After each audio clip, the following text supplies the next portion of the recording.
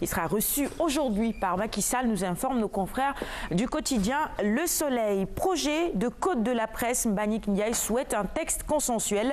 La dépénalisation n'est plus en point de cristallisation. Moustapha Diakhaté pour une loi garantissant une presse de qualité et puis augmenter l'appui aux médias de service public. Voilà donc quelques points concernant ce projet de code de la presse relayé ce matin à la une du quotidien Le Soleil. Massamba, voilà un sujet qui nous interpelle tous.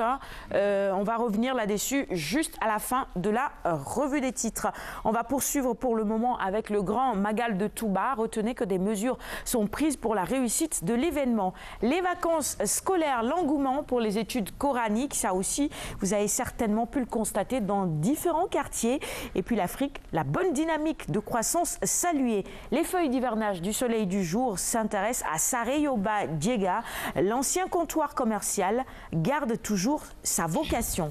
Poursuivons avec le quotidien, éducation, terrorisme, coopération, le manuel de Valls. C'est pour également annoncer l'arrivée du Premier ministre français ici au Sénégal.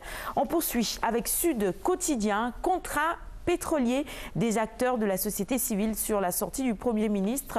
Un discours 1000 tons. Voilà le grand titre qui barre la une ce matin du quotidien Sud Quotidien. Enquête maintenant, premier Conseil national du mouvement And Dolel Khalifa. Ce samedi, Khalifa face à son destin. Titre nos confrères du quotidien Enquête ce vendredi. Le populaire maintenant, la polémique sur le pétrole enfle malgré les menaces du Premier ministre. Le camp de la défiance s'élargit. L'Observateur maintenant. Enquête judiciaire sur la mutinerie du 20 septembre 2016. Rebus suspendu à un rapport et puis le procureur à l'écoute du colonel Daouda Diop. Une délégation du parquet régional à la MAC de Thiès pour calmer la situation. Les cahiers de vacances, c'est à Gorée qu'ils nous emmènent. Les murs de souffrance. On poursuit maintenant avec Walf Quotidien, alliance avec Beno aux législatives. Tanor monte la base du PS contre Khalifa. On poursuit avec Libération, fuite mouvementée de l'ancien ministre de l'Intérieur gambien vers la Suède. Ousmane Sonko intercepté à Dakar. Les quotidiens spécialisés en lutte, le quotidien spécialisé en lutte traditionnelle, c'est Sunulamb.